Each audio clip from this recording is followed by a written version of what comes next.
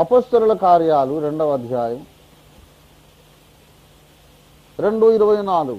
మరణము ఆయనను బంధించి ఉంచుట అసాధ్యము గనుక దేవుడు మరణ వేదనలు తొలగించి ఆయనను లేపెను. చిన్న మాట మనం ప్రార్థన చేసుకుందాం. హల్లెలూయా, హల్లెలూయా, హల్లెలూయా. ప్రేమ కలిగిన మా మహాపరిశుద్ధ ప్రభువా, జీవాధిపతి, మిక్కిలి ఘనుడా, మహోన్నతుడా, నీకు వందనాలు చెల్లిస్తూ ఉన్నాను. మా ప్రభువా, మిమ్మల్ని ఆరాధిస్తున్నాము. ప్రభువా, మా హృదయములలో నిన్ను రాజుగా హెచ్చించి ఘనపరుస్తున్నాము.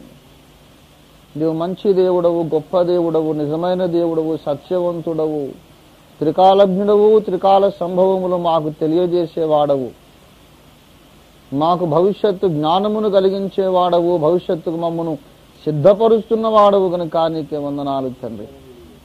మాకు మునుముందు సమీప భవిష్యత్తులో శ్రమల భవిష్యత్తున్నది. అయితే దానికి ఆవలి తీరములో మహిమగల భవిష్యత్తు మాకున్నది కనుక నీకు స్తోత్రములు నాయన తండ్రి.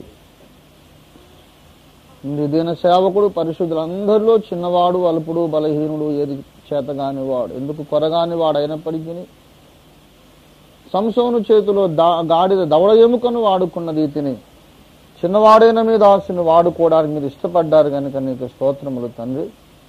నీ బలిష్టమైన చేతిలో ఒక ఎముకగా మీ దాసుని వాడి సాతాను కోటలు కూల్చండి ప్రభువా. నీ సామ్రాజ్యం కట్టుకోండి ప్రభువా. నీ ప్రజలకు విడుదల కలిగించండి. అల్పుడైన మీ దాసుడు తన్ను తాను నీకు అర్పించుకొని అప్పగించుకుంటున్నాడు నాయన.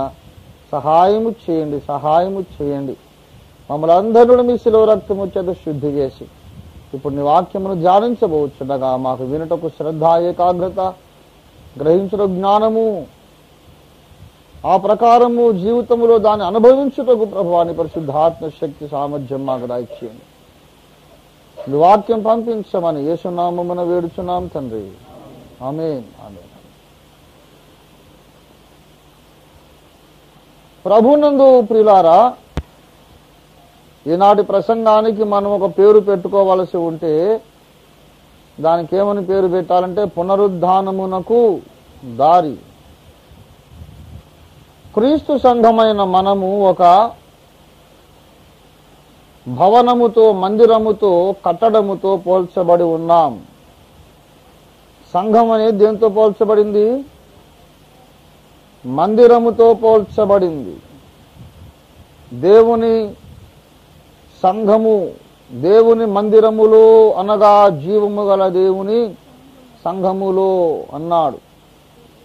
ఇదివరకు ఎన్నోసార్లు చెప్పుకున్నవే మళ్ళీ పునశ్చరణం చేస్తున్నాం. పునశ్చరణం అంటే రివిజన్ అన్నమాట. 1 పేతురు 2:5 చెప్పాడు ఏమిటంటే, మీరును సజీవమైన రాళ్ల వలె ఉండి ఆత్మ సంబంధ మందిరముగా కట్టబడుచున్నారు. ఎఫెసీ 2:22 చెప్పాడు, మీరు ఆత్మమూలముగా దేవునికి నివాస స్థలమై ఉండుటకు కట్టబడుచున్నారు. The habitation of God, the dwelling place of God, దేవుని నివాస స్థలం, దేవుని యొక్క వాస్తవమైన మందిరం. దేవుని బిడలారా, ఎప్పుడైతే మనము దేవుని మందిరమై ఉన్నామో, భవనం అనే ప్రతిదానికి ఒక పునాది ఉండాలి, ఉండి తీరాలి, ఉంటుంది. అలాగే ఆత్మ సంబంధమైన భవనమైన మనకు కూడా కొన్ని పునాదులున్నవి. ఆ పునాదులు క్రీస్తును గూర్చిన మూలోపదేశ సిద్ధాంతములని మనము పదే పదే పదే పదే వందలాది సార్లు చెప్పుకుంటూ ఉన్నాం. ఇక మళ్ళా ఇందులో ఎవరికి అనుమానములు లేవని నా నమ్మకం, ప్రగాఢ విశ్వాసం. ఎవరికైనా డౌట్ ఉందా? ఏమండి, దేవుని బిడ్డలారా, ఇక అనుమానించడానికి వీలు లేకుండా ఎన్నిసార్లు చెప్పుకున్నాం కదా. 2వ దినవృత్తాంతములు 3:3 సొలొమోను దేవుని మందిరమునకు పునాదులు ఏర్పరచెను. అలాగే ఎఫెసీ పత్రిక 2:20 అపోస్తలుల ద్వారా, ప్రవక్తల ద్వారా దేవుడు తన సంఘమునకు పునాదులు ఏర్పరచెను కదా. రెండవ దినవృత్తాంతములు 3:3లోనేమో పునాదులు వేయబడినవి, దాని 11వ కీర్తన 3వ వచనములోనేమో పునాదులు పాడైపోయి ఉన్నవి కదా. పునాదులు పాడైపోగా నీతిమంతులు ఏమి చేయగలరు. అదే సమయంలో రెండవ దినవృత్తాంతములు 3:3 తర్వాత 11వ కీర్తన 3వ వచనం, దానికి సీక్వెల్ ఏమిటంటే దినవృత్తాంతముల్లో వేయబడిన పునాదులు, ఇక్కడేమో పాడైపోయిన పునాదులు కీర్తనల్లో. తర్వాత ఎజ్రా 4:12లో మరమ్మతు చేయబడుచున్న పునాదులు. వారు ఆ పట్టణపు పునాదులను ఏమి చేయుచున్నారు? మరమ్మతు చేయుచున్నారు. మరమ్మతు అనగా రిపేర్ చేస్తున్నారు. ఇది ఇశ్రాయేలు జనాంగము యొక్క పట్టణమునకును మందిరమునకును జరిగిన సంభవాల క్రమము, వరుస. ఇశ్రాయేలీలకు ఏమేమి జరిగిందో అదంతా కూడా అది దృష్టాంతముగా వారికి సంభవించి యుగాంతమందున్న మనకు బుద్ధి కలుగుటకై వ్రాయబడినని పౌలన్న ఎక్కడ చెప్పాడు? 1 కొరింథీ 10:11లో చెప్పాడు కదా. ఇశ్రాయేలు చరిత్ర అది మన సొంత చరిత్ర యొక్క ప్రతిబింబము, reflection of our own church history. అయితే భౌతిక దేవాలయమునకు ఎన్ని ఘట్టములు సంభవించినవో అవన్నీ ఆత్మ సంబంధ దేవాలయమునకు కూడా సంభవించి తీరుతవి అని మనం జ్ఞాపకం పెట్టుకోవాలి. శరీర సంబంధమైన, భౌతిక సంబంధమైన, పదార్థ సంబంధమైన, హస్తకృతమైన దేవాలయమునకు ఏమేమి జరిగినో అవన్నీ దేవుని ద్వారా కట్టబడుచున్న ఆత్మీయ మందిరమునకు కూడా సంభవించును. కనుక పునాదులు వేయబడుట అనేది సొలొమోను కట్టించిన భౌతిక మందిరానికి జరిగింది, దేవుడు కట్టిస్తున్న ఆత్మీయ మందిరానికి జరిగింది. తర్వాత మళ్ళీ ఏం జరగాలి? మరి పునాదులు పాడైపోవడం అనేది కూడా జరిగింది. రోమన్ క్యాథలిక్ సంఘయుగంలో పునాదులన్నీ పాడైపోయినాయి. మరలా ఎజ్రా నెహెమ్యాల కాలములో మళ్ళీ పునాదులు మరమ్మతు చేయబడినట్లుగా ఈ సంఘయుగ అంతములో యేసు ప్రభు రెండవ రాకడకు ముందుగా ఈ కడవరి దినములలో మళ్ళీ ఏం జరుగుతోంది? పునాదులు మరమ్మతు చేయబడుచున్నవి. ఈనాడు అగాపే సంఘము ద్వారా దేవుడు ప్రారంభించిన ఉద్యమము అదే. So many people don't know, they are talking all rubbish, sitting somewhere away, not knowing what's happening here. इधर क्या हो रहा है, खुदावन यीशु मसीह इधर क्या कर रहा है, क्या चल रहा है, ये बिल्कुल पता नहीं है. दूर बैठ के बकवास कर रहे हैं. బకవాస్ అంటే వాగుడు అని, చెడ్డ మాట ఏమని కాదు. అర్థము లేని మాటలను బకవాస్ అంటారన్నమాట. ఉర్దూ కొంచెం పవర్ఫుల్ లాంగ్వేజ్. అది కొంచెం చెడ్డ మాటలాగా అనిపిస్తుంది అని కాదు, మంచి మాటనే. అర్థము లేని తెలుగు తక్కువ వాగుండి ఏమంటారంటే బక్వాస్ అంటారు. ఎక్కడనో కూర్చొని ఏదో అరే ఇక్కడ ఏం చేస్తున్నాడు దేవుడు తెలుసా? 1000 సంవత్సరాల సంఘ అంధకార యుగములో పాడైపోయిన పునాదులను దేవుడు మరమ్మతు చేసే పని ఇక్కడ మొదలు పెట్టాడు. God's Zerubbabel of the end time is ministering here. దేవుని అంచకాలపు జెరుబ్బాబెలు ఇక్కడ పని చేస్తున్నాడు. ఇసిలియే హమే కోయి కుచ్నే కర్ సక్తా. ఇంట్లో కూర్చొని పండ్లు కొరుకోవచ్చు, వాళ్ళ పండ్లు ఊడిపోతాయి అంతే. ఇక్కడేం కాదు. ఎందుకు కాదంటే ఇక్కడ దేవుని హస్తమును, జెరుబ్బాబెలు చేతిలో గుండు నూలునుట చూచి యెహోవా కన్నులు సంతోషించుచున్నవి. పునాదులు మరమ్మతు చేయుట అంచకాలపు సూచనలలో ప్రముఖమైనది. ఎందుకు? అన్నిటికీ కుదురుబాటు రానిదే యేసయ్య రాడు రాడు రాడు రాడని లేఖనాలు ఎలుగెత్తి ఘోషిస్తూ ఉన్నాయి. అపొస్తలుల కార్యాలు 3:21 చదవండి దయచేసి.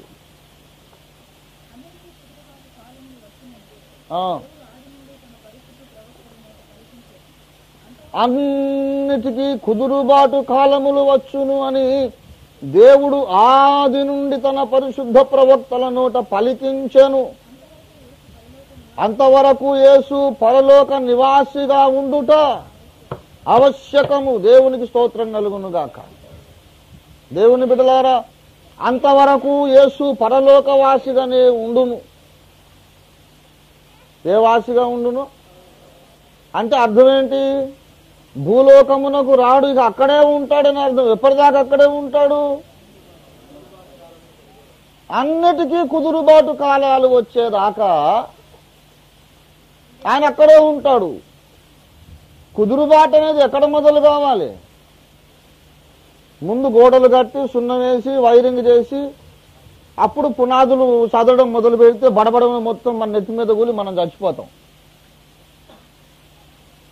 ధ్వంసమైపోయిన భవనము యొక్క నిర్మాణము లేక పునర్నిర్మాణము ఎక్కడ మొదలు కావాలి? పునాదుల దగ్గర మొదలు కావాలి. నేను మీకు ఒక అసైన్మెంట్ ఇస్తా. ఇండియాలో ఉన్న చర్చెస్ మొత్తం తిరగండి.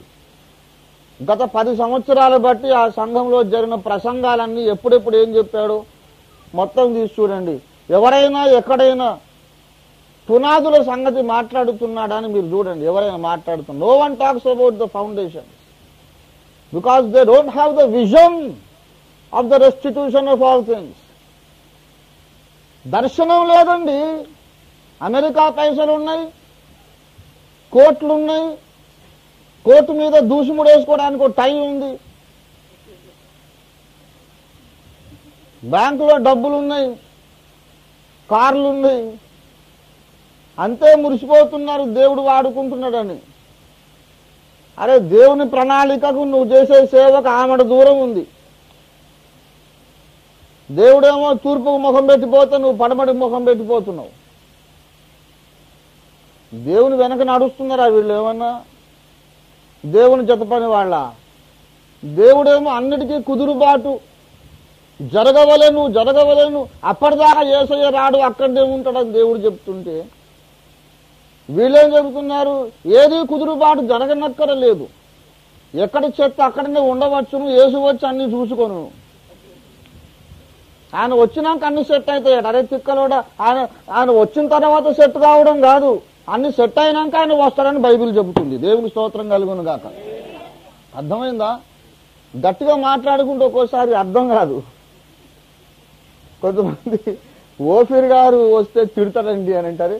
ఎందుకు తిట్టించుకునే పనులు ఎందుకు చేస్తావు? మరి ఊరికని తిడుతున్నానా? నాకేమన్నా నువ్వు ₹1 ఇవ్వాలనే? నేనే ₹1 ఇస్తా. రూపాయి సరే ₹1 కూడా ఇస్తా. పైసల కొరకు కాదు ఇది. నా అక్కలు, నా చెల్లెళ్ళు, నా తమ్ముళ్ళు, నా అన్నయ్యలు దేవుళ్ళు ఉన్నత స్థానంలో ఉండాలండి. అది నా ఆశ. నా ఆశ ఏంటో తెలుసా? మీరందరూ పరలోకములో ఉన్నతంగా యేసయ్య ప్రక్కన కూర్చొని పట్టపురాణి గండి. అక్కడ నేను వచ్చి మీ కాళ్ళు యేసయ్య కాళ్ళు బీసుకుతా. కాళ్ళు బీసుకే మనస్తత్వమే నాది. కిరీటము, సింహాసనం నాకెందుకు? నేను యేసయ్యకి ఎన్నోసార్లు చెప్పాను, ప్రభువా జీవ కిరీటం ఇస్తా, సింహాసనం ఇస్తానని నాకెందుకు ఆశ పెడతాను ఆయన? ఏం చేసుకోవాలి కిరీటం, సింహాసనం? ఒకసారి యేసయ్యని అడిగాను, ప్రభువా ఒక ప్రశ్న అడుగుతా, నువ్విచ్చే జీవ కిరీటము, ఆ సింహాసనము నీ పాదాల కంటే గొప్పవా నాయన? యేసయ్యా నీ పాదముల కంటే ఏదన్నా గొప్పదుందా? నీ పాద సన్నిధిలో కూర్చుండే కంటే మహిమ సింహాసనం ఇంకా మజా వస్తుందా? ఏం రాదు. కూర్చు మజా నయాత. మహిమ సింహాసనం మీద కూర్చొని దేవదూతలందరూ నాకు వందిమాగదులు జేజేలు పలికే కంటే నా ప్రాణప్రియుడైన యేసయ్య కరుగిట్లో ఒదిగిపోయేదే ఎక్కువ మజా వస్తుంది. అందుకే నాకు వాటన్ని మీద ఆశ. మీరందరూ అవి పట్టుకోండి, నేను యేసయ్యని పట్టుకుంటాను. మీరందరూ మహిమ సింహాసనము అన్ని మీకే, నాకేమొద్దు, నాకు యేసయ్య దొరికితే చాలు. దేవుని స్తోత్రం కలుగును కానీ. భక్తిలో పరిపక్వత పొందిన వానికి కిరీటాలు ఇవన్నీ కాదండి, ఆయనే మనకున్న ధనము. దేవునికి స్తోత్రం కలుగును గాక. ఇస్తే తీసుకుంటాము, దాని మీద మనసు లేదు, మన మనసు ఆయన మీద ఉండాలి. దేవునికి స్తోత్రం కలుగును గాక. హల్లెలూయా. ఆ సర్వోత్కృష్టమైన స్థాయికి మీరందరూ ఎదిగిపోతే నా కడుపు నిండిపోతుంది. తిట్టినా, కోప్పడ్డా, గద్దించినా అందుకే అంతకంటే నాకేం స్వార్థం ఉన్నది? దేవుని బిడ్డలారా, ఆ మహోన్నతమైనటువంటి మహిమ అంతస్తులోనికి మిమ్మల్ని నడిపించడానికి అప్పుడప్పుడు ఆగ్రహంగా నేను మాట్లాడుతుంటాను. మీరు అపార్థం చేసుకోకండి. మా అమ్మ కూడా నన్ను తిడితే నాకెంత మజా వచ్చేదో. ప్రేమతో తిట్టినప్పుడు అది సంగీతం కంటే కమ్మగా ఉంటుంది. ఇది అనుభవించిన వాళ్ళకే తెలుస్తుంది. ప్రేమతో తిట్టించుకున్నారు ఎప్పుడైనా? దేవుని బిడలారా, తిట్టినప్పుడల్లా పగ అనుకోకండి. ప్రేమ ఎక్కువైతే కూడా తిట్లు వస్తాయి. ఒకని మీద తృణీకారం ఉంటే కూడా ఏరా అంటాం, కన్న కొడుకును కూడా ఏరా అంటాం. ఈ రెండిటి భేదం లేదా? తిట్టినప్పుడు ఏమిరా అంటాము, ప్రేమ ఎక్కువైనప్పుడు కూడా ఏమిరా అంటాం. గనుక యేసు ప్రభు వచ్చి ఆయన వచ్చినప్పుడు అన్ని ఆటోమేటిక్గా సెట్ అయిపోతాయి అనేమో వీళ్ళందరూ చెప్తున్నారు. వాళ్ళని ఏమని పిలిచాను నేను? తిక్కలోడా అన్నాను కదా. ఆయన వచ్చినప్పుడు సెట్ అయ్యేది కాదు, అన్ని సెట్ అయినప్పుడు ఆయన వస్తాడు. బైబిల్ ఏం చెబుతుంది? ఆయన వచ్చినప్పుడు సెట్ చేయడు, ముందు మనం సెట్ చేసి కూర్చుంటే ఆయన వస్తాడు. దేవుడి స్తోత్రం కలుగును గాక. హల్లెలూయా. అన్ని సెట్ చేయాలంటే ఆఖరిన అందరికంటే ముందు, అందరికంటే మొట్టమొదటి సరి చేయవలసింది ఏమిటి? పునాదులు. ఆ పునాదులను మనము మొట్టమొదటి సరి చేసుకోవడానికి మనం ఏం మాట్లాడుకుంటున్నామంటే, ఆ హెబ్రీ పత్రిక 6వ అధ్యాయంలో చెప్పబడినటువంటి పునాదులను గూర్చి, 6 పునాది సిద్ధాంతములను గూర్చి మనం మాట్లాడుకుంటున్నాం. అందులో ఇప్పుడు బాగా వినండిగా. నిర్జీవ క్రియలు విడిచి నంబర్ 1 ఏంటి చెప్పండి?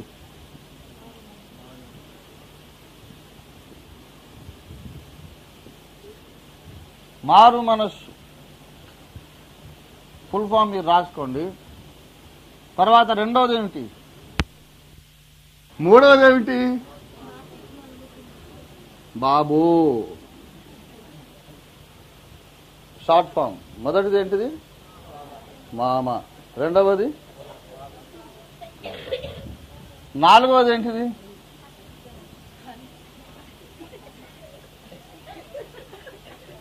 అవును, హస్త నిక్షేపణం. అయితే నేను ఒక్కొక్క స్టెప్ మీద నుంచి, ఒక్కొక్క మెట్టు మీద నుంచి గెంతుతున్నా. మీరు గమనిస్తున్నారు లేదు? హస్త నిక్షేపణం వదిలేద్దాం అండి. మృతుల పునరుత్థానము.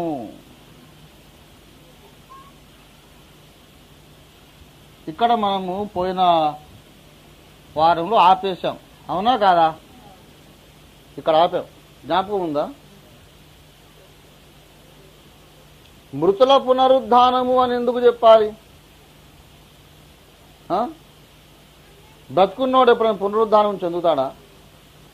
బ్రతికి ఉన్నవాడు పునరుద్ధానం చెందడు. గనక మనం పునరుద్ధానం పొందాలంటే మొట్టమొదటి ఏం చేయాలి? చనిపోవాలి అనే విషయాన్ని మనం చెప్పుకున్నాం. తర్వాత మిగిలింది నిత్యమైన తీర్పు.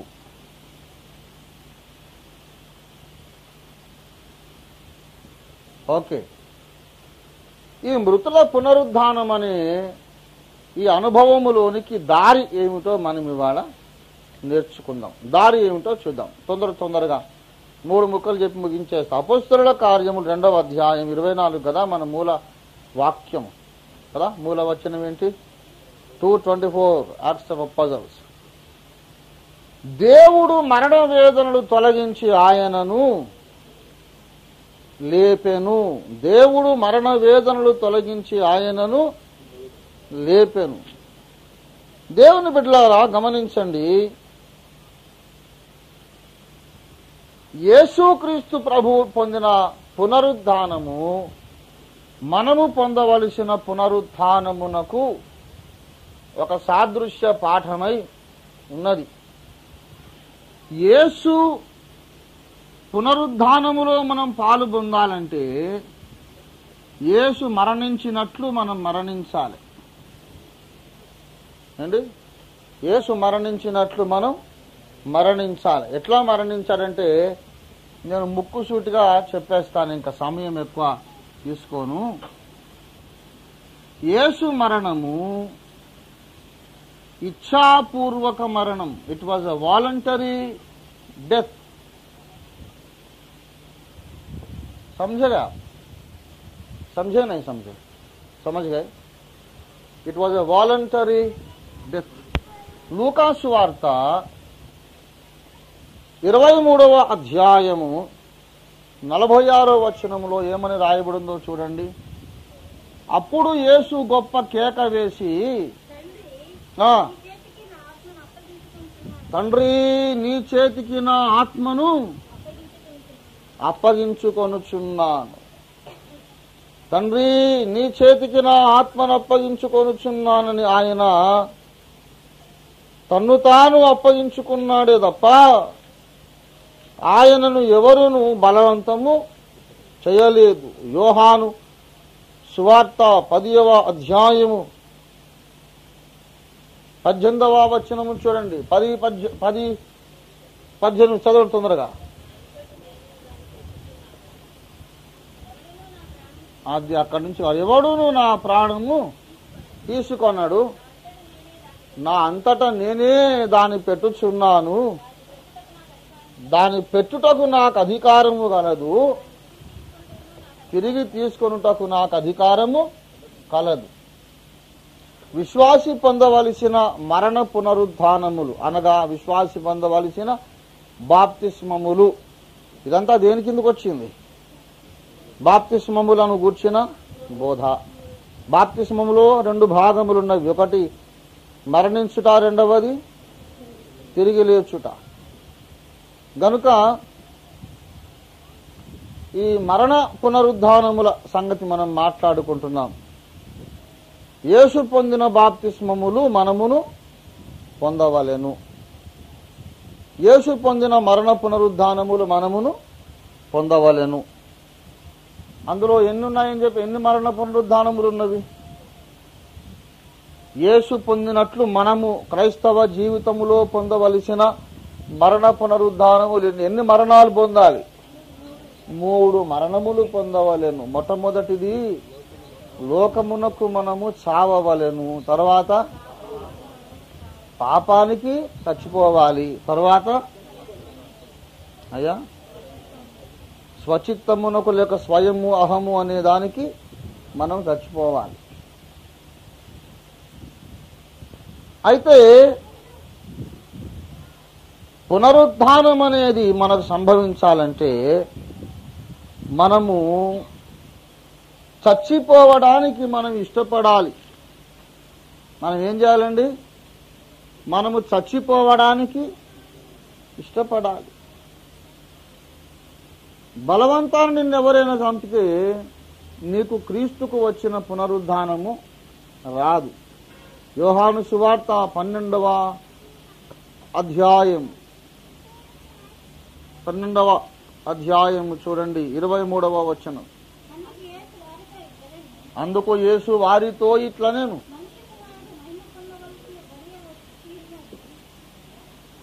మనుష్య కుమారుడు మహిమ పొందవలసిన గడియ వచ్చి ఉన్నది. గోధుమ గింజ భూమిలో పడి చావకుండిన ఎడల అది ఒంటిగానే ఉండును, అది చచ్చిన ఎడల విస్తారముగా ఫలించునుక. చదువుమా. అది తన ప్రాణమును ప్రేమించువాడు దానిని పోగొట్టుకొనును. ఈ లోకములో తన ప్రాణమును ద్వేషించువాడు నిత్య జీవము కొరకు దానిని కాపాడుకొనునని మీతో నిశ్చయంగా చెప్పుచున్నాను. ఒకడు నన్ను సేవించిన ఎడల నన్ను వెంబడింపవలెను. ఎంత క్లియర్ కట్ మెసేజ్ మీరు గమనించండి. అంతకుముందు యేసు ప్రభు వారు ఏమన్నాడు? 23లో మనుష్య కుమారుడు మహిమ పొందవలసిన గడియ వచ్చి ఉన్నదనగా మనుష్య కుమారుడు చనిపోయి లేవవలసిన గడియ వచ్చి ఉన్నది. చనిపోయి ఎందుకు లేవాలని ఆయన అనంటే 24లో చెప్పాడు, గోధుమ గింజ భూమిలో పడి చావకుండిన ఎడల ఎన్నేళ్లున్నా ఒక గింజే ఉంటుంది. అది భూమిలో పడి చచ్చిన ఎడల విస్తారముగా కొన్ని వేల లక్షల గింజలుగా మారిపోతుంది. గనక చచ్చుట చాలా అవసరం.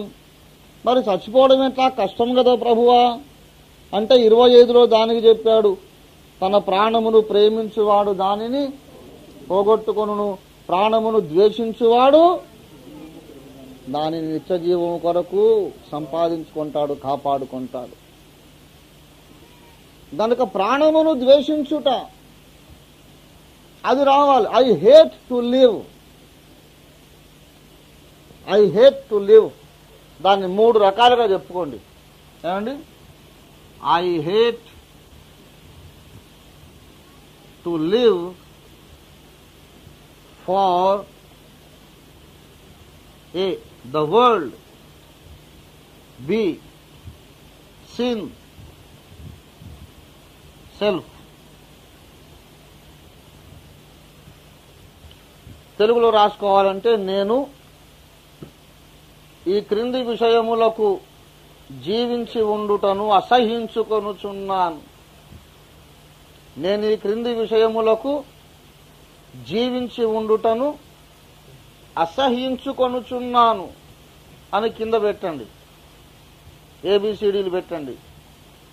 నేను మొట్టమొదటి లోకమునకు జీవించి ఉండుటను ద్వేషించుచున్నాను.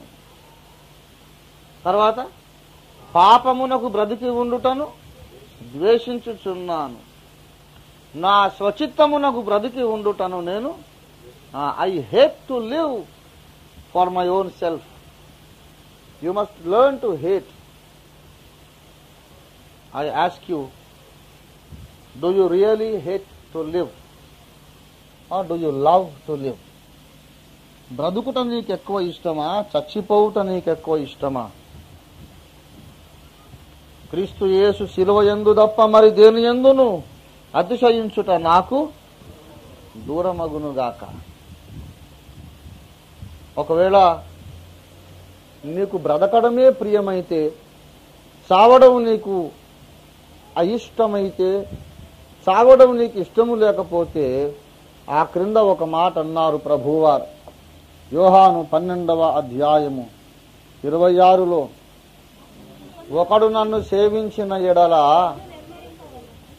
నన్ను వెంబడించాలి, నన్ను వెంబడించాలి. Follow me where? Follow me to the cross, follow me to the grave. శిలువ దగ్గరికి నన్ను వెంబడించండి, సమాధిలోనికి నన్ను వెంబడించండి. You must know the fellowship of the cross, fellowship of the death of Christ. మరణ విషయములో సమానానుభవము, సహానుభవము అన్నాడు. సమానానుభవం అన్నాడు. ఫిలిప్పీ పత్రిక 3వ అధ్యాయము 10వ 11వ వచనాలు కలిపి ఉన్నాయి, చదవండి. ఏ విధము చేతనైనను మృతులలో నుండి నాకు పునరుత్థానము కలుగవలెనని ఆయన మరణ విషయములో ఓ సమానానుభవము గలవాడనై ఆయనను, ఆయన పునరుత్థాన బలమును ఎరుగు నిమిత్తము, ఆయన శ్రమలలో పాలివాడనై ఉండుట ఎట్టిదో అది ఎరుగు నిమిత్తము సమస్తమును నష్టపరుచుకొని వాటిని పెంటగా ఎంచుకొనుచున్నాను. అవన్నీ ఎరగాలని ఆయన ఆశంట. ఏవేవి తనకు లాభకరమయ్యుండునో వాటన్నిటినీ నష్టంగా ఎంచుకున్నాడు, అన్నిటినీ పెంటగా ఎంచుకున్నాడు. ఎందుకు పౌలన్నా ఇంత త్యాగం చేశావు? ఇంకా కొన్ని ఎరగాలని నాకు ఆశగా ఉంది తమ్ముడు, కొన్ని తెలుసుకోవాలని ఆశగా ఉంది. ఏమిటి తెలుసుకోవాలని పౌలన్నా అంటే, ఆయన మరణ విషయములో సమాన అనుభవము మరణ విషయంలో సమానానుభవం అంటే అర్థమేంటి? మొదట గాయపడనిదే ఆయన మరణించలేదు. He could not die without being wounded. మరణం అనేది సుఖంగా వచ్చేది కాదు, శిలువ మరణం అండి మనం పొందాల్సింది. నిద్ర మాత్రల మరణం కాదు. తప్పుడు కాకుండా ఈజీగా సేఫ్గా చచ్చిపోయే మార్గం ఏదన్నా ఉంటే చెప్పండి సార్ అంటే అట్లా ఏమి ఉండదండి. ఘోరమైన దారుణమైన గాయములు పొందాలి. చాలా గాయపడతావు. నీ కుటుంబము, నువ్వు, నీ హృదయం. అట్లా ఉండదు కదా సార్. క్రైస్తవ జీవితం అంటే చాలా సమాధానముగా ఉంటుంది కదా. అరే ఆ చదివే వేరు, ఈ చదివే వేరు. నువ్వు చెప్పేదంతా దేవుని ప్రణాళికలో లేనోళ్ళ చదువు. నేను చెప్పేదేమో దేవుని ప్రణాళికలో ఉన్నోళ్ల చదువు.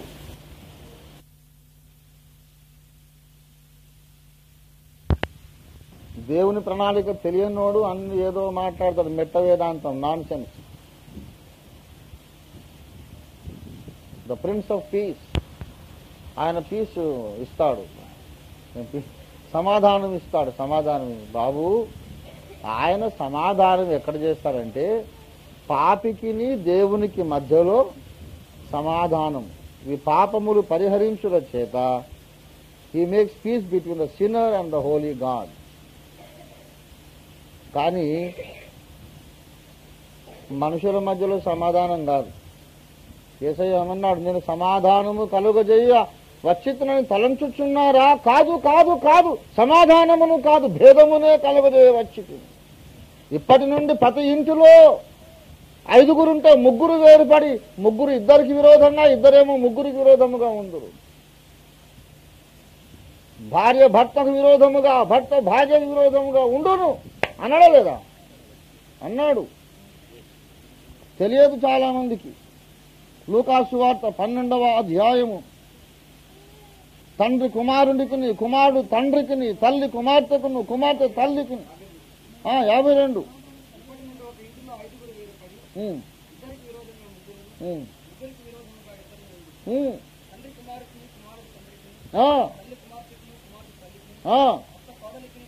అత్త కోడలికిని, కోడలు అత్తకును. నన్ను అన్నాడు ఒక ఆయన, అరే ఏందా మీరు ఇంట్లో ఎప్పుడు మీరు అంత సమాధానం లేదట కదా, మేము కూడా ఎంత బాగా సమాధానం ఉన్నామని అంటారు. ఫూల్, నేనే వాక్య ప్రకారం అట్లా మీరు సమాధానం ఉండేది అగైన్స్ ద స్క్రిప్చర్స్.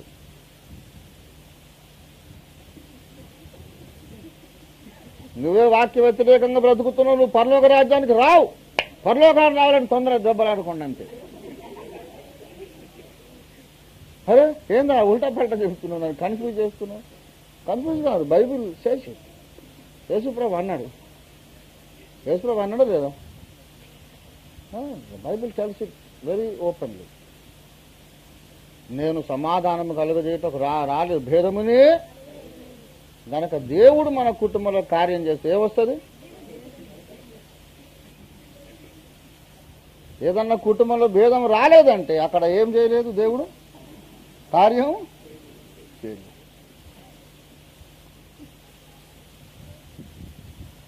ఒక్కొక్కసారి అకుల ప్రిస్కిల్లలాగా ఉంటారు కొంతమంది. ఆమె దేవునితో సమాధాన పడ్డది, ఆయన కూడా మరి ఉండొచ్చు అట్లా. వాళ్ళిద్దరు సమాధానం ఎట్లయింది? దేవుడు అకులకు ప్రిస్కిల్లకు సమాధానం చేయడానికి చచ్చిపోలేదు సిలువలో.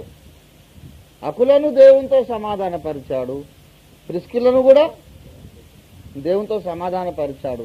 దానికి సెకండరీ ఎఫెక్ట్ ఏంటంటే ఈమె కూడా దేవునికి ఇష్టురాలు, ఆయన కూడా దేవునికి ఇష్టడు. కనుక వీళ్ళు కొట్లాడుకునే అవకాశమే. అటువంటి కుటుంబాలు ఉంటే ఉండొచ్చు, అంతేగాని వాళ్ళు దేవునికి ఇష్టంగా బ్రతకరేం లేదు. వాళ్ళ మధ్యలో సమాధానం, సహోదరులు ఐక్యత కలిగి ఉండుట ఎంత మేలు, ఎంత మనోహరము అని ఏదో బోధ చేస్తుంటారు. వీళ్ళు ఐక్యత కలగడానికి ముందు వీళ్ళిద్దరూ దేవునితో ఐక్యము కలిగి ఉండాలి. భార్య రక్షింపబడింది అనుకో, భర్త రక్షింపబడలేదు, అప్పుడు సమాధానం ఉండదు. ఉంటేనే తప్పది అసలు. ఎందుకంటే ఆయనేమో లోకాధికారి సంబంధించిన వాడు, ఈమెమో దేవునికి సంబంధించిన ఆమె.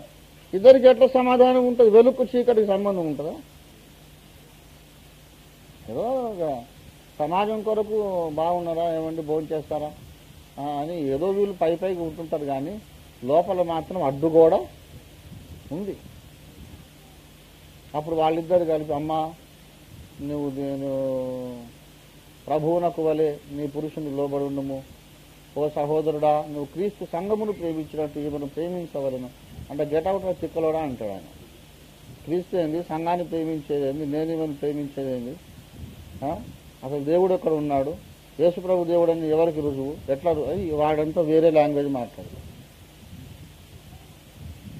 కనుక భార్యాభర్తలకు సమాధానం ఉండడానికి ఒక్కటే అవకాశం ఉంది. ఏ అవకాశము? ఈమె దేవుని ప్రణాళికలో ఉండాలి, ఆయన కూడా దేవునికి ఇష్టపడి ఆయన ప్రణాళికలో ఉండాలి. ఇద్దరు దేవునితో ట్యూన్ అయితే ఆటోమేటిక్గా వీళ్ళు కొట్లాడుకుందామంటే కూడా కొంచెం కష్టమే. అటువంటి వాళ్ళు కొంతమంది ఉన్నారు, అలాంటి వాళ్ళు ధన్యులు. అది కూడా అదొక గొప్ప సాక్ష్యం. దేవుని స్తోత్రం కలుగును గాక. మీరేం అట్లా నేను చెప్పానని ఇప్పటి నుంచి కొట్లాట మొదలు పెట్టకండి. ఏమండి అంటే వాడు నన్ను విమర్శిస్తున్నందుకు వాడిని బేహోస్ చేయడానికి అట్లా అనేస్తాను అనమాట. అరే నువ్వే అగేన్స్ట్ స్క్రిప్చర్స్ అని. మెట్టుకు ఏది ఏమైనా ఎవరైతే దేవుని యొక్క సంకల్పములో ఉంటారో, ఎవరైతే యేసును సమాధి వరకును శిలువ వరకును వెంబడించాలని ఆశపడతారో, శిలువకు ముందు మరణమునకు ముందు ఏమున్నది? హింస, గాయములు, హింస, గాయములు, బాధ ఇవన్నీ ఉన్నాయి. ఏమండి కదా? దాహం వేసింది, నేను కూడా అందుకే పాట రాశాను చూసారు. ఎండిన ఎడారి వీచెవడగాలి. ఎందుకు రాశాను? దాహమైంది. దాహం ఇస్తారా ఎవరన్నా? ఎవ్వరు ఇయ్యలేదు. దేవుని బిడ్డలారా, దాహమయంగానే ఎవరన్నా పిలిచి నీళ్ళు ఇస్తే అసలు అది శిలువ మార్గమే. తీరని దాహం. శిలువకు ముందు ఏముంది? తీరని దాహం. అన్యాయమైన నింద, అన్యాయమైన నింద, అన్యాయమైన తీర్పు కదా. ఇవన్నీ సహించాలి. ఒకడు నన్ను సేవించని ఎడల వాడు నన్ను ఏం చేయాలి? వెంబడించవలేను. అన్యాయంగా నింద మొయ్యాలి, అన్యాయంగా తీర్పు పొందాలి. దాహం వేస్తుంది, ఎప్పుడు మంచినీళ్ళు పోయడు. అన్యాయముగా గాయములు, హృదయానికి గాయం, శరీరానికి గాయం. ఆ తర్వాత ఒక పరిస్థితి వస్తుంది, ప్రభువా నీ చేతికి నా ప్రాణమును అప్పగించుచున్నాను. అప్పుడు ఇష్టపూర్వకముగా ప్రభువా నేను చచ్చిపోతాను ఆయన అన్న మాట. ఏమండి ముందేం చేయాలి మనం? మొట్టమొదట ప్రభువా ఈ లోకమునకు నేను చచ్చిపోతాను అని ఆయనకు అప్పగించుకోవాలి. ఒక విషయం చెప్తా నేను మీకు. అంతకుముందు అన్యాయపు తీర్పు, నింద, హింస, తీరని దాహం, క్రూరమైనటువంటి ఆ యొక్క ట్రీట్మెంట్ లేకపోతే తండ్రి నా ఆత్మను నీకు అప్పగిస్తున్నా అని మనం తొందరగా అనం. ఒకడు హాస్పిటల్లో పడక మీద పడి ఏళ్ల తరబడి తీసుకుంటూ ఉన్నాడు అనుకోండి, మనం చూడ్డానికి పోతే ఏమంటాడు? ఆ దేవుడన్నా నన్ను తీసుకుపోడు ఆయన ఇంకా ఎందుకు పెట్టాడో ఇక్కడ అని అంటాడు. అట్లా కాకుండా మంచిగా తిని దుక్కలాగా గుండగా పిండితో నూనె గారేటట్టు మంచిగా ఉన్నాడు అనుకోండి, గుండ్రాయిలాగా ఉన్నాడు బాగా, ఏ రోగం లేదు, నొప్పి లేదు, ఏం లేదు. అది ఎవడన్నా తీసుకుపోడా అంటాడా? అననే అన్నాడు అన్నాడు. గనుక నేను చచ్చిపోతే బాగుండు అనే మనసు ఎప్పుడు వస్తుంది? గనక లోకము వలన గాయపడినప్పుడు లోకమునకు చచ్చిపోదామనే మనసు వస్తుంది. ఇతర మానవుల చేత నిన్ను గాయపరుస్తాడు ఆయన. వాళ్ళు నీ కుటుంబ సభ్యులు కావచ్చు, నీ ఫ్రెండ్స్ కావచ్చు, ఎవరైనా కావచ్చు. తర్వాత పాపము వలన నువ్వు గాయపడతావు. కొన్నిసార్లు పాపమును ఎంజాయ్ చేస్తావు నువ్వు, కానీ కొంత ఎదిగిన తర్వాత నా మూర్ఖత వలన నాకు కలిగిన గాయములు దుర్వాసన కలిగినవై చీము గారుతోంది. నువ్వు చేసిన పాప కృత్యములు నీ బ్రతుకులో గాయములైనప్పుడు నువ్వేమంటావంటే, ఛీ, ఇంత బాధ, పాపము చేసినందుకు దేవుడు బాధపడడం వేరు, నాకే వేదన కలుగుతుంది, అయ్యో నేనెంత దౌర్భాగ్యుడను అన్నాడు పౌలు. అంతరంగమందు పరిశుద్ధపరచబడని వాడైతే పాపం చేసినప్పుడు అయ్యో ఎంత దౌర్భాగ్యుడు అన్నాడు, ఆహా ఎంత ఛాన్స్ దొరికెను అంటాడు. అంతరంగంలో పరిశుద్ధపరచబడ్డోడైతే పాపం చేసినప్పుడు ఏమంటాడు, అయ్యో నేనెంత దౌర్భాగ్యుడు. లోపల కడగబడని వాడైతే ఏమంటాడు, ఎంత మంచి ఛాన్స్ దొరికాను కదా అంటాడు. కానీ లోపల కడగబడి కొంత ఎదిగిన తర్వాత తాను చేసే పాపము తనకే గాయం అవుతుంది. నేను రాశాను కదా పాటలో, ఇతరంబులను నేను పరికించు వేళ ప్రతిసారి హృదయం భుక్షతమాయ స్వామి. ఇతరంబులను నేను పరికించు వేళ ప్రతిసారి హృదయం భుక్షతమాయ స్వామి. మదిలోని నయనాలు నీ వైపు చూడ, మదిలోని నయనాలు నీ వైపు చూడ, వ్యధలెల్ల త్రుటిలోన తొలగేను స్వామి. దేవుని బిడ్డలారా, ఎటో చూసినప్పుడు ప్రతిసారి హృదయము క్షతమాయే స్వామి. క్షతమనగా గాయము. క్షతం అంటే గాయము. క్షతములు చేయువాడు, క్షతములు చేయించుకొనుటకు ఇష్టపడువాడు గనుకనే క్షత్రియుడు అన్నారు. వాడు అర్థమైందా? క్షాత్రధర్మం అంటే అర్థం అది. ఒకరిని వూండ్ చేయడానికి భయపడడు, వీడు వూండ్ కావడానికి కూడా భయపడడు. మరనే के लिए तैयार है, मारने के लिए तैयार है. ఆ మనస్తత్వం ఉన్నవాడిని క్షత్రియుడు అంటారు. రక్తము ఓడ్చకుండా ఖడ్గము దూయవాడు శాపగ్రస్తుడగునుగా. నేను చెప్పేది ఈ కత్తి ఈ రక్తం కాదు, హృదయములో నెత్తురుడే గాయాలు, అవి భయంకరమైనవి. ఇక్కడ గాయమైంది అనుకో, బెంజైన్ ఐడిని పెట్టుకుంటే ఎల్లుండి కల్లా మాడిపోతుంది.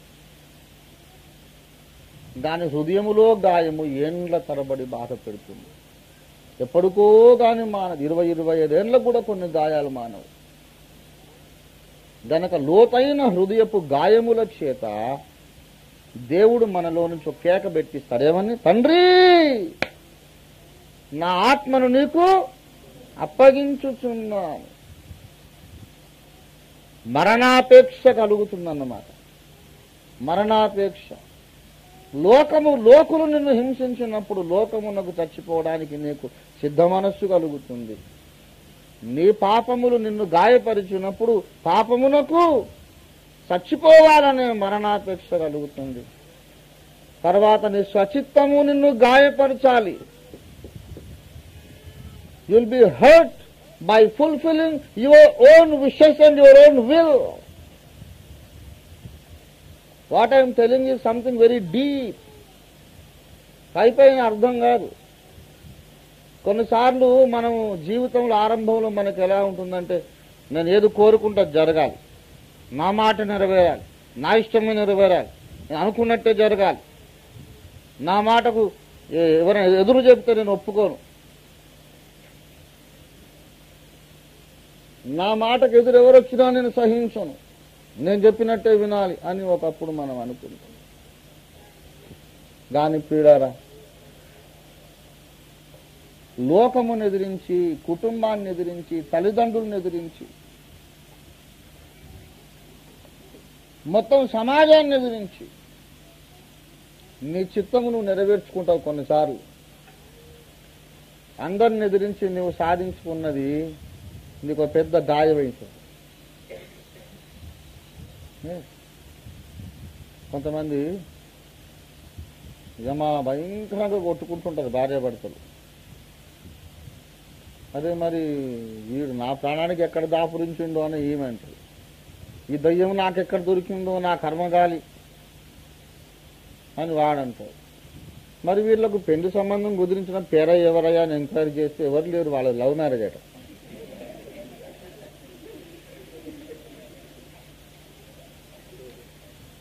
డాడీ నేను అమ్మాయిని ప్రేమించాను, ఆమెనే చేసుకుంటాను, ఆమె కొరకు నా జీవితం వరిపిస్తాను అని అన్ని డైలాగులన్నీ కొట్టాడు. ఈమె కూడా నాన్న ఆడదానికి ఒకే హృదయం, ఒకసారే మనసు ఇవ్వగలదు, ఒకసారి ఇచ్చిన మనసు మళ్ళీ వెనక్కి తీసుకోవడం సాధ్యం కాదు నాన్న అని అన్ని డైలాగులు కొడితే సరే కదా పోనీ. కానీ నా చేతులో మాత్రం నీ చెయ్యి వానికి బట్టియను, రిక్షా దొక్కటోని కన్నా ఇస్తా కానీ వీరికి ఇయ్యను అని తండ్రి. ఆడదానికి హృదయం అగాధం ఉన్నాను, నీకు అర్థం కాదు అని నీ ఇష్టం వచ్చిన అగాధంలో దూకుపో అని ఇక విసుగొచ్చి వదిలేస్తే వీళ్ళు పోయి పెద్ద గ్రాండ్గా రిజిస్టర్ మ్యారేజ్ చేసుకొని దండలు వేసుకొని నాన్న ఆశీర్వదించున్నానా అని వచ్చింది. ఒక 2 ఏళ్ళు అయిందో లేదో ఈ దయ్యం నాకెక్కడ దాపురించింది. చాలా సార్లు మొండికేసి మనం సాధించుకున్నవే మన జీవితంలో పెద్ద ప్రాబ్లమ్స్ అవుతాయి. తెలుసా మీకు? అట్లా ఎందుకు దేవుడు చేస్తారంటే, అమ్మో నాయన నా చిత్తం నెరవేర్చుకోవడం కూడా నాకు చాలా పెద్ద ప్రమాదము, నేను అనుకున్నదల్లా నెరవేర్చుకుంటాను. కొంతమంది ఒక సిగరెట్ అడ్వర్టైజ్మెంట్లు ఏమేమో ఇస్తారండి, యాక్షన్ సాటిస్ఫాక్షన్ డిషం అనుకుంటారు. ఏమ్రా నీ మొగం satisfaction, live a life king size, get a cough king size. King size అట అంటే కింగ్ సైజ్ దగ్గు వస్తుంది వారికి, కింగ్ సైజ్ రోగం వస్తుంది, కింగ్ సైజ్ సాగు చేస్తావు.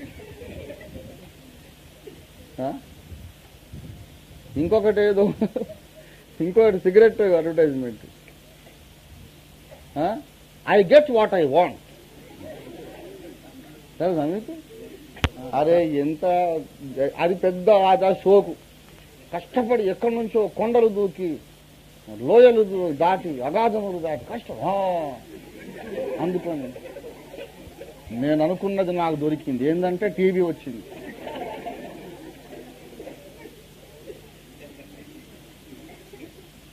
కోరి తిక్కలు కూడా అంత దూకి లోయలు దూకి ఏమి తెచ్చుకున్నాడు, క్షయ వ్యాధి తెచ్చుకున్నాడు. I get what I want అంటే మనుషులను రెచ్చగొట్ట, అదేదో పెద్ద గ్రేట్ అన్నట్టు. నువ్వు అనుకున్నదల్లా నీ ముఖం చూడ, నువ్వు అనుకున్నది సాధించడం కాదు, దేవుడు అనుకున్నది నువ్వు సాధించాలి. దేవుడు స్తోత్రం కలిగి కాదు, అదేం పెద్ద మీరు గ్రేట్ అనుకోకండి. దేవుడు తలపెట్టినది నా జీవితంలో జరిగితే నాకంటే నేను అనుకున్నది సాధించేది గ్రేట్ కాదండి. అట్లా ఆ ఐడియాలజీలో నువ్వు ఉన్నావంటే, అనుకున్నది సాధించుట గొప్ప సంగతి అనుకునే ఆ ఫిలాసఫీలో నువ్వు ఉన్నావంటే, ఆ వేదాంతంలో నువ్వు ఉన్నావంటే దారుణంగా దెబ్బతింటావు. లోకమును ఎదిరించి నువ్వు కొన్ని సాధించుకుంటావు, కానీ నువ్వు సాధించుకున్నదే నీకు పెద్ద ప్రాబ్లం అని. ఎప్పుడో ముసల్తనాన్ని తలబండినప్పుడు అప్పుడు తెలుస్తుంది, అమ్మో దేవా నేనెంత ఈడియట్ను నాయన, ఎంతసేపటికి నాకు ఇది కావాలి గనక సాధించాలి, కావాలి గనక సాధించాలి, ఈ ధోరణిలో పోయాను తప్ప నీ చిత్తం ఏమిటని ఎప్పుడు అడగలేదు నాయన. చిచి, ఈ నా చిత్తం అనేదే నాకు పెద్ద శత్రువు. I hate to live to my own self will, my own self. నేను నా స్వయమునకు బ్రతుకుటను అసహించుకొనుచున్నాను. ఆ అసహ్యం పుట్టాలి. నేనేం చెప్పాను మీకు? 3 మరణములు పొందాలి. మరణమునకు ముందు ఏం కేక ఉండాలి? తండ్రి, నేను చావడానికి ఇష్టపడుతున్నాను. చావడానికి ఇష్టపడుతున్నానని కేక పెట్టాలంటే అంతకుముందే ఉండాలి. ప్రాణమును ద్వేషించుట అనేది ఉండాలి. ప్రాణమును ద్వేషించుట ఎప్పుడు వస్తుంది? గాయములు పొందినప్పుడు ప్రాణమును ద్వేషిస్తుంది. కనుక ఇదే ప్రాసెస్ అన్నమాట. ముందు గాయపడుట, అప్పుడు ప్రాణమును ద్వేషించుట, అప్పుడు ఇచ్ఛాపూర్వకముగా మరణించుట, అప్పుడు దేవుడు ఆయనను లేపెను. దేవునికి స్తోత్రం కలుగును గాక. దేవుని బిడ్డలారా, పునరుద్ధానమునకు దారి ఎలాగంటే, ఫస్ట్ ఆఫ్ ఆల్ ఇచ్ఛాపూర్వక మరణం అని ఒకటి చెప్పాను, ఇంకొకటి చెప్తున్నా. ఇప్పుడు ఏంటంటే, ఎప్పుడైతే నీవు ఇచ్ఛాపూర్వకముగా మరణించుటకు ఇష్టపడతావో అప్పుడు పరిశుద్ధాత్మ నీలో కార్యం చేస్తావు. ఇప్పుడు మీరు అదంతా చదవద్దు, నాకు చాలా భయం ఆ వచనం కోట్ చేయాలంటే. రోమాపత్రికలోని మొదటి 7 వచనాలు కలిపి ఒకటే పారాగ్రాఫ్ చేశారు అండి. రోమాపత్రిక స్టార్టింగ్ 7 వర్సెస్ కలిసి అది ఒకటే వచనం లాగా పారాగ్రాఫ్గా చేశారు. విభజన కుదరలేదు, తర్జుమాదారులకు విభజన కుదరలేదు. అయితే మృతులలో నుండి లేచుట వలన పరిశుద్ధాత్మను బట్టి ఆయన దేవుని కుమారుడుగా లేపబడెను. పరిశుద్ధాత్మను బట్టి పునరుద్ధానం. దేనికి లింక్ ఉంది? ఉందా అన్నమాట? మృతులలో నుండి ఆయన లేచుట వలన పరిశుద్ధాత్మను బట్టి ప్రభావముతో ఆయన దేవుని కుమారుడుగా నిరూపించబడెను. మృతులలో నుంచి లేచుట వలన పరిశుద్ధాత్మను బట్టి అంటే అర్థం ఏంటి? మృతులలో నుండి ఆయన లేపినవాడు పరిశుద్ధాత్ముడే. పరిశుద్ధాత్ముడు మనకు నూతన జన్మను కలిగించువాడు మాత్రమే కాదు, ఆయన పునరుద్ధానమునిచ్చు ఆత్మయ్య ఉన్నాడు. దేవునికి స్తోత్రం కలుగును గాక. He is the spirit of resurrection. పునరుద్ధానపు ఆత్మ ఆయన. దేవునికి స్తోత్రం కలుగును గాక. హల్లెలూయా. మన జీవితంలో మనం ఎంత గాయపడినా, ఎంత అప్పగించుకున్నా, స్వేచ్ఛాయుతముగా మరణములకు అప్పగించుకున్నా, దేవుడు కృపచేసి తన పరిశుద్ధాత్మను మనలోనికి పంపి మరలా బ్రతికించనిదే మనకు పునరుద్ధాన అనుభవం కలుగదు. పునరుద్ధానములోనికి దారి ఈ 3 మరణాలది ఇదే చరిత్ర, వరుస క్రమం ఇదే. మొదట గాయపడుట, తర్వాత ప్రాణమును ద్వేషించుట, ఆ తర్వాత చచ్చుటకి ఇష్టపడుచున్నాను తండ్రి అని తండ్రికి అప్పగించుకొనుట, తర్వాత పునరుద్ధానము చెందుట. అయితే మరణమునకు ముందున్నటువంటి స్థితి కంటే పునరుద్ధానపు స్థితి ఉన్నతమైనది, మహిమ గలది, బలమైనది, ప్రభావము గలది. దేవుని స్తోత్రం కలుగును గాక. హల్లెలూయా. గనుక ఈ 3 సార్లు చావాలి, 3 సార్లు లేవాలి. The way into resurrection is self denial, voluntary death and terrible wounds and hurt. అది ఆలోచిస్తేనే చాలా భయం వేస్తుంది. సంపూర్ణ సిద్ధిలోనికి మార్గము సులభతరము కాదు, అది చాలా కష్టం. కానీ ఏం భయపడొద్దు, మేము నడిచి చెప్తున్నాం కదా. నేను నడవని త్రోవని గురించి ఏం చెప్పడం లేదు, ఇది నాకు అనుభవంలో తెలుసు.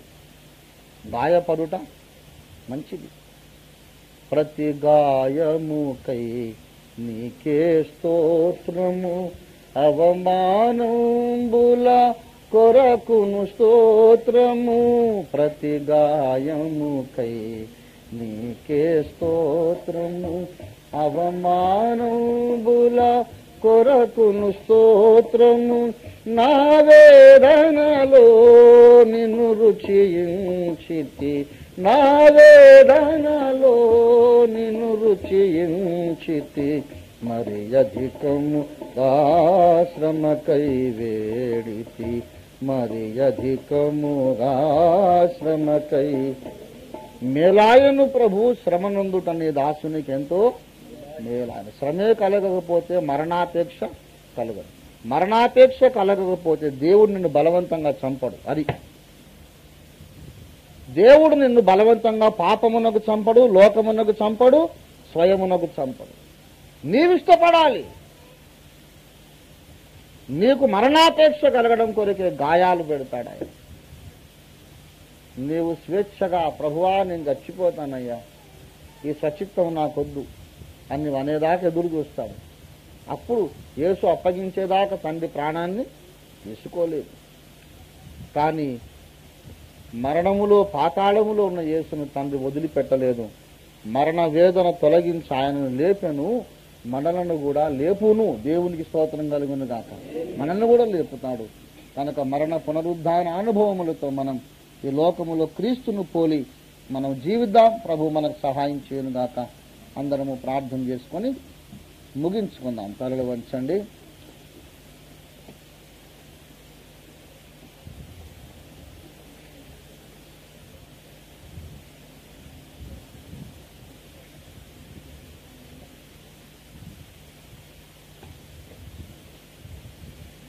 ప్రభువా నీకు స్తోత్రము నాయన. ప్రేమ కలిగిన మా మహాపరిశుద్ధ పరమ తండ్రి, జీవాధిపత్యుని మా యేసు రక్షకా మిక్కిలి ఘనుడా మహోన్నతుడా, నీ కృపలో నాయనా ఇంతవరకును మీరు మాతో మాట్లాడి సంధించి సంభాషించి మమ్మను హెచ్చరిక చేసి మేలుకొలిపి నడవలసినటువంటి దారి, మహిమలోనికి దారి, పునరుద్ధానములోనికి దారి మాకు చూపించినందుకై నీకు వందనాలు చెల్లిస్తున్నాము తండ్రి. గొప్ప ప్రభువా, వినువారము మాత్రమై ఉండి మమ్మల్ని మేము మోసపరుచుకోకుండా అలాగున్న ప్రభువా మేము చేయువారమై ఉన్నట్టు సహాయము దయచేయండి. తిరిగి మీ దాసుడు ప్రభువా బయలుదేరి గుంటూరు పరిచయ కోసం పరిగెత్తి వెళ్ళుచుంటుండగా మీరు ఏలియాను బలపరిచినట్టుగా బలపరిచి తీసుకుని వెళ్ళండి. బలముగా వాడుకొనండి, అభిషేకముతో వాడుకుని ఆత్మాభిషేకం ఇచ్చి వాడుకునండి నాయన. నీకే స్తోత్రం. సహాయం చేయము నా తండ్రి. తిరిగి నా ప్రభువా, ఈనాడు వాక్యం విన్నవారు ఇదే సందేశమును మునుముందు వినబోవచ్చునండి. సార్వత్రిక సంఘ సభ్యులందరూ కూడా ఈ 3 రకముల బాప్తిస్మములనగా మరణ పునరుద్ధానములు పొంది సంపూర్ణులగున్నట్లు మీరు సహాయము చేయమని ఈ పరిశుద్ధాత్మ సహాయము కొరకు ఆశగా ఎదురు చూస్తూ యేసు పరిశుద్ధ నామముననే మీకు వినయంతో వేడి ప్రార్థిస్తున్నాం తండ్రి. మన తండ్రి అయిన దేవుని ప్రేమ, మన రక్షకుడైన యేసునాథుని నిత్య కృపా పరిశుద్ధాత్మ దేవుని తోడి దివ్య మనోహర సహవాసము చేరువచ్చిన మనకందరకును భూలోకమందున సకల భక్త కోటికిని సంపూర్ణులగుటకు సాగిపోవచ్చున్న భక్తి యందు శ్రద్ధ కలిగిన పరిశుద్ధులెల్లరకును సదా తోడయుండి సంపూర్ణ సిద్ధిలోనికి నడిపించునుగాక. ఆమేన్, ఆమేన్, ఆమేన్. యేసు రక్తమునకే జయం, ప్రవేశ రక్తమునకే జయం, ప్రవేశ నామమునకు సంపూర్ణ విజయం కలుగునుగాక.